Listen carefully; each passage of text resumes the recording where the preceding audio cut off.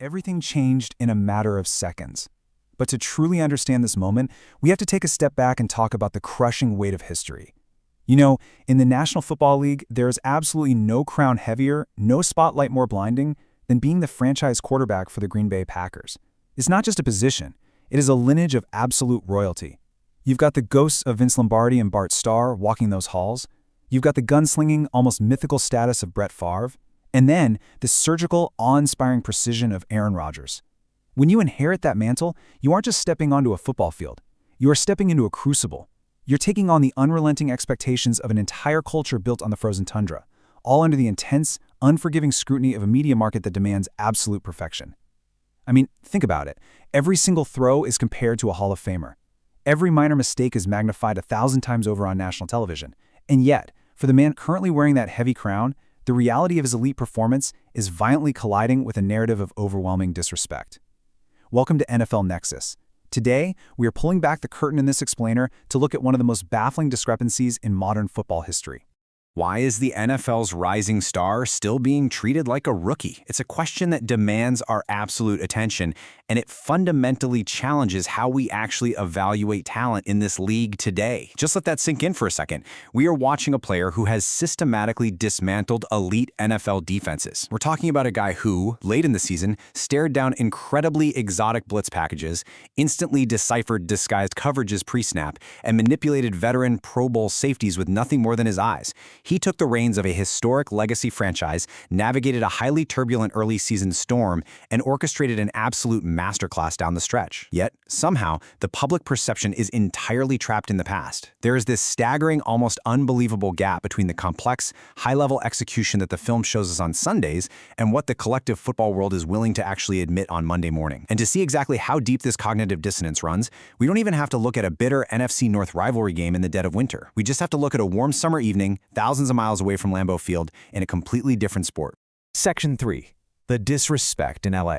A visceral reception.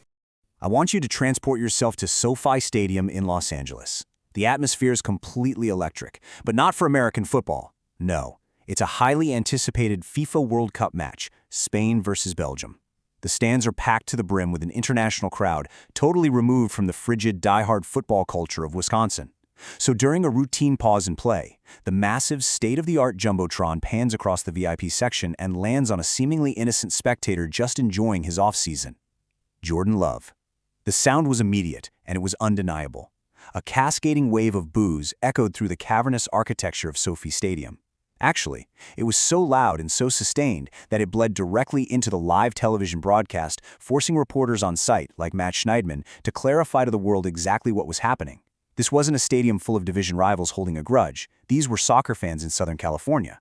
Love has virtually no history with the Rams or the Chargers, aside from a single game years ago. Yet the mere sight of his face on that screen elicited a harsh, immediate, and openly hostile reaction. Now, to his credit, he simply smiled through it. He looked genuinely amused by the sheer absurdity of the moment, sitting there in the California sun. But that visual, an elite, top-tier talent being openly mocked by a crowd that barely even knows him, it spoke volumes. It was a raw, unfiltered demonstration of how the world still views him, with skepticism, with hostility, and completely devoid of the reverence typically afforded to a player of his caliber. Okay, let's dive into this, because this is exactly where the narrative completely fractures from reality. We need to contrast that harsh, echoing stadium reaction with his actual, highly efficient output from last season. Let's look at the numbers. 3,381 passing yards.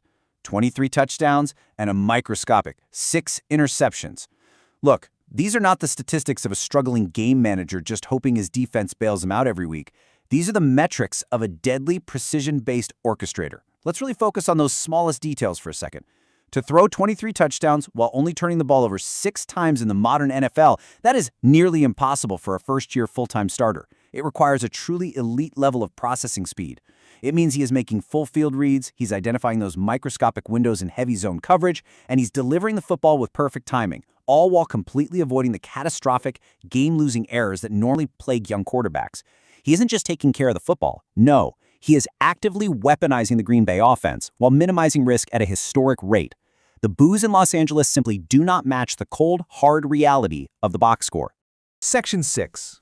The number 72 insult. Institutional disrespect. 72. Just let that massive number linger in absolute silence for a moment. Because, you could easily dismiss a crowd in Los Angeles. Fans are emotional, right? They hold bizarre grudges, they react to loud, toxic narratives on social media, rather than sitting down and watching hours of all 22 film. But what happens when the disrespect doesn't come from the bleachers? What happens when it comes from the institution itself? Every single year, the NFL Top 100 list is unveiled. It's a ranking ostensibly voted on by the players themselves, meant to be the ultimate barometer of peer respect. It is literally the league looking in the mirror. And this year, when the league looked at Jordan Love, they delivered a profound, almost inexplicable slight. Out of all the game-changing talent in the National Football League, the consensus somehow determined that Jordan Love is the 72nd best player overall. It's an insane placement. Putting a franchise quarterback with his level of production behind rotational defensive linemen, aging veterans having down years, and non-premium position players. It is absurd. It essentially suggests that he is merely a middle-of-the-pack contributor, a guy who is just lucky to be on the roster. It is a ranking that blatantly ignores the film, it ignores the massive offensive burden he carries on his shoulders, and it ignores the sheer complexity of what he achieved on the field week in and week out. It was an insult so glaring, so completely detached from reality, that it demanded a response. But here's the crazy part. The response didn't come from a teammate in Green Bay. It came from the enemy. Section 8.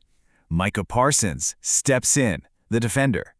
In the NFL, there is a very strict, unspoken fraternity among defensive players, especially the elite edge rushers. Their entire livelihood, their multi-million-dollar contracts are built on destroying quarterbacks, humiliating them, collapsing the pocket, and forcing them into terrified submission. Now, Micah Parsons of the Dallas Cowboys is arguably the most terrifying apex predator in the sport today. He is a fierce, relentless rival who makes his living hunting the exact position Jordan Love plays. Yet when Parsons saw this ranking come out, he broke the unspoken rule of the rivalry. He stepped up, completely unprompted, to publicly torch the validity of the league's entire perception. He said, and I quote, "71 players in the NFL aren't better than Jordan Love." Listen, when Micah Parsons speaks, the entire football world listens. It is incredibly rare for a premier defensive edge rusher to publicly and aggressively defend an opposing quarterback. Think about it. Parsons faces elite signal callers every single week. He knows exactly what it feels like to look deep into a quarterback's eyes and see the absolute panic set in. And more importantly, he knows what it feels like to face someone who possesses the sheer, ice-cold poise to stand their ground, someone who simply cannot be broken. For Parsons to take to social media and vehemently reject the top 100 list, that is a seismic event. He wasn't just defending a peer, he was screaming from the rooftops that the rest of the league is completely blind to the monster Jordan Love actually is. And this brilliantly illustrates the massive divide between those who watch football on a screen and those who actually play it in the brutal, unforgiving trenches. Parsons went on to explicitly call Love the ultimate competitor. Why does that specific phrase matter so much? Because a defensive nightmare like Micah Parsons, he doesn't give a damn about your fantasy football points or your favorite media narrative or your hot off-season takes. He values toughness. He values unyielding leadership. Let's look at the hyper-specific reality of the quarterback position for a second.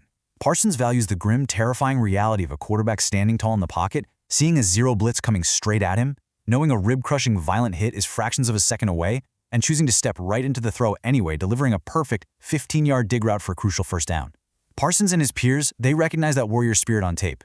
It's a trait that is utterly invisible to casual observers, and quite apparently completely invisible to whoever assembled those top 100 rankings. Section 11. The undeniable numbers. Tape doesn't lie.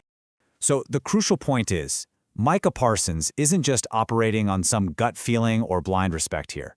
His outrage is entirely justified by the cold, hard, granular data. When we strip away all the media bias and we put the tape under a microscope, the undeniable statistical proof completely destroys that number 72 ranking. It's time to look at the math, and we are going to get granular. Let's meticulously break down these elite metrics from Pro Football Focus, which is widely considered the gold standard for independent film study in the NFL. Look, PFF doesn't just look at a basic box score. They grade every single snap on a sliding scale. They literally separate the quarterback's actual throw from the receiver's yards after the catch. It's all about isolation. The first bar you see here shows his overall PFF grade, a staggering 88.5. The second bar isolates his passing grade specifically, an even higher 88.7. To put this into proper perspective, out of every single qualified quarterback in the National Football League, that overall grade places him fifth. Fifth! And his passing grade places him third overall. Third in the entire league. We are talking about a top 5 elite tier operator. The These grades aren't inflated by garbage time points or simple one-read screen passes. They measure the sheer difficulty of tight window throws, the pinpoint accuracy under collapsing pressure, and the pure, unadulterated execution of the offensive scheme. The tape clearly, definitively shows a top 5 talent bizarrely trapped in the body of the 72nd ranked player.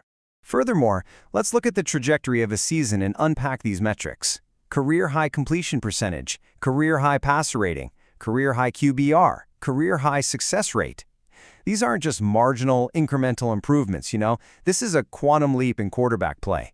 Jordan Love didn't just maintain the status quo or bump his completion percentage up a measly point or two. He completely transformed his mechanics from the ground up and elevated his game to new, totally unprecedented heights of efficiency. And we really need to talk about that success rate metric for a moment. Success rate isn't some flashy fantasy stat that gets you on the highlight reel. It strictly measures a quarterback's ability to consistently keep the offense ahead of the chains on first and second down, essentially turning third and longs into third and manageables. It is literally the lifeblood of a winning, sustainable franchise. He is mastering the absolute hardest position in professional sports, combining lethal aggressiveness down the field with surgical, veteran caution at the line of scrimmage. Section 14. Grit through the pain, earning peer respect. But to truly grasp a player's actual worth, we have to look far beyond the cold, sterile statistics. Because the numbers, well, they only tell us what happened. They don't tell us how it happened. We have to examine the incredibly gritty context of his physical struggles. At its core, professional football is a game of attrition. It is violent, it is unforgiving, and it is deeply, profoundly painful. What truly cemented Love's status in the eyes of battle-tested players like Micah Parsons was what he did when his own body was failing him. Let's map out this timeline of absolute resilience. After stringing together some truly breathtaking performances, disaster struck in Week 11 against the New York Giants. Love suffered a severe shoulder injury. And listen, for an NFL quarterback, a shoulder injury isn't just painful.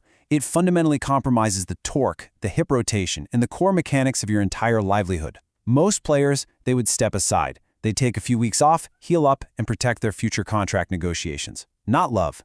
He stayed right there in the fight.